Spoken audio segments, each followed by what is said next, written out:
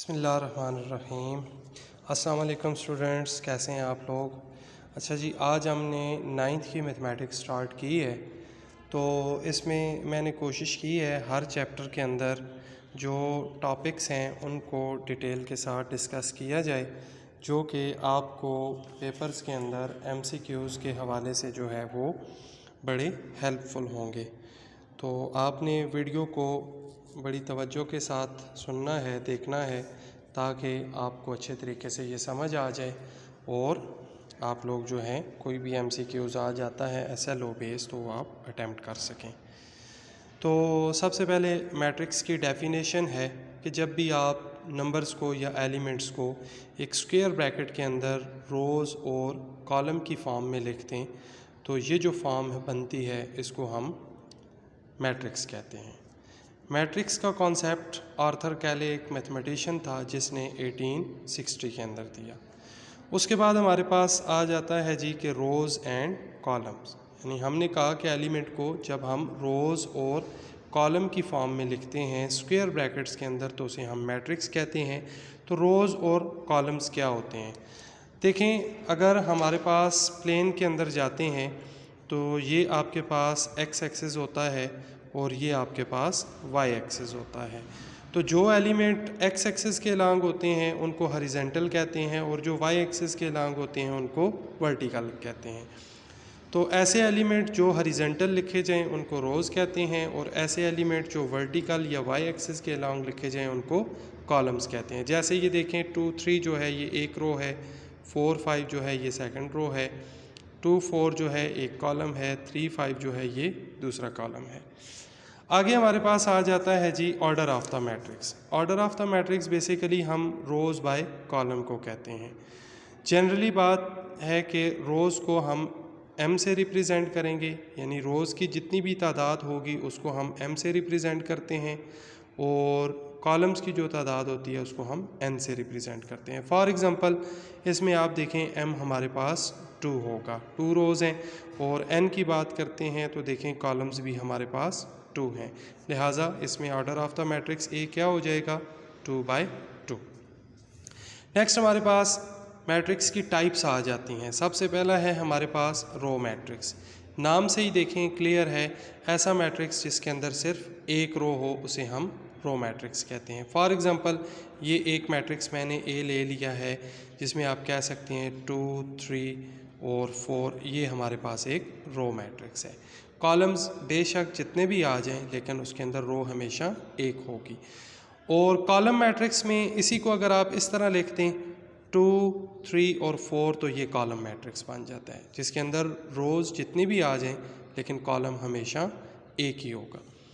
Next बड़ा important है जी square matrix. Square matrix क्या होता है, ऐसा मैट्रिक्स जिसका ऑर्डर आपके पास सेम हो, जिसमें आप कह सकते हैं ऑर्डर सेम हो, या आप कह सकते हैं जिसमें m = n हो, या आप कह सकते हैं कि रोज़ की तादाद जो है वो कॉलम्स की तादाद के इक्वल हो, उसे हम स्क्वायर मैट्रिक्स कहते हैं।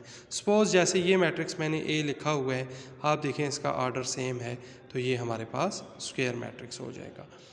नेक्स्ट रेक्टेंगुलर मैट्रिक्स की बात करते हैं तो जो स्क्वायर नहीं होगा डेफिनेट, जिसमें रोज़ और कॉलम सेम नहीं होंगे, उसको हम रेक्टेंगुलर मैट्रिक्स कहेंगे। जैसे मैंने ये लिखा हुआ है A = 2 3 4, आप देखें इसमें 1 रो है जबकि 3 कॉलम्स हैं तो इसका ऑर्डर 1/3 हो गया, ऑर्डर सेम नहीं हुआ, लिहाजा ये हमारे पास रेक्टेंगुलर मैट्रिक्स हो गया। डायगनल मैट्रिक्स क्या होता है जी, ऐसा मैट्रिक्स, ऐसा स्क्वायर मैट्रिक्स जिसके अंदर ये डायगनल एलिमेंट्स जो हैं ये तो ज़ीरो ना हों, बाकी सारे ज़ीरो एलिमेंट हों, उसे हम कहते हैं डायगनल मैट्रिक्स। ये वाले डायगनल एलिमेंट्स कहलाते हैं और ये वाले जो एलिमेंट होते हैं इनको नॉन डायगनल कहते हैं या इनको स्केलर सेकेंडरी एलिमेंट भी कह सकते हैं।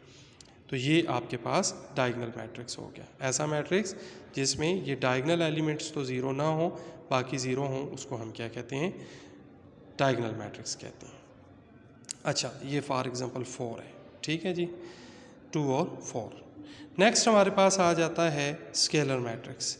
ऐसा स्क्वायर मैट्रिक्स जिसमें डायगनल एलिमेंट तो सेम हों, जैसे मैं ये 4 कह दूँ, ये 0 कह दूँ, ये 0 और ये 4, आप देखें तो ये डायगनल एलिमेंट्स जो हैं ये सेम आ गए हैं, बाकी ज़ीरो हैं, तो इसको हम कहेंगे स्केलर मैट्रिक्स।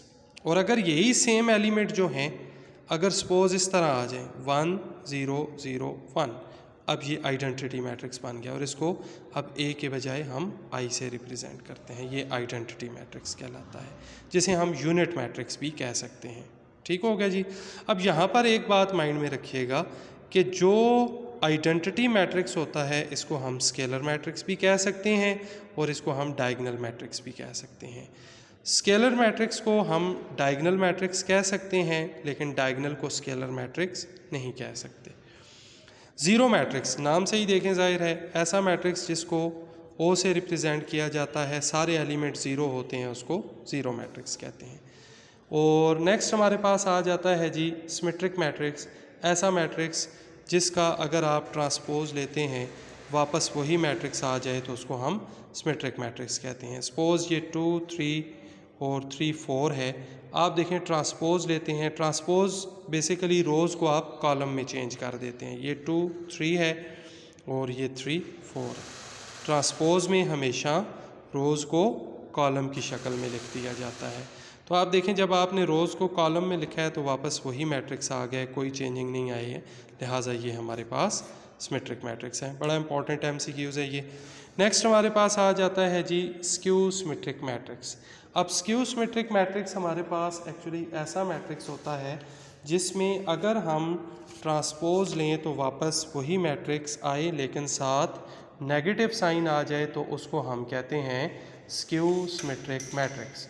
लेट्स सपोज इसकी हम एक एग्जांपल अगर लेते हैं A इज़ इक्वल टू 0 4 -4 और 0 ले लेते हैं। अब इसका अगर हम ट्रांसपोज लेते हैं तो ये देखें 0 4 -4 और 0 आ गया। अब स्क्यू सिमेट्रिक में आपने क्या करना होता है, इसमें से नेगेटिव साइन को बाहर कॉमन लेना होता है। आप 0 के साथ साइन बेशक चेंज ना करें, ये नेगेटिव है, पॉजिटिव 4 हो जाएगा, ये नेगेटिव 4 हो जाएगा, ये 0। अब देखें आप वापस वही मैट्रिक्स आया है लेकिन साथ नेगेटिव साइन आ गया। तो जिस मैट्रिक्स का ट्रांसपोज लें वापस वही नेगेटिव के साथ आ जाए तो उसको हम स्क्यू सिमेट्रिक मैट्रिक्स कहते हैं। तो ये यूनिट नंबर 1 के अंदर डेफिनेशन मैट्रिक्स की और उससे रिलेटेड टाइप्स को आज मैंने डिस्कस किया है। उम्मीद है आपको समझ आ गई होगी। अगर आपको समझ आ गई है तो आप लाइक करें, सब्सक्राइब करें। Thank you.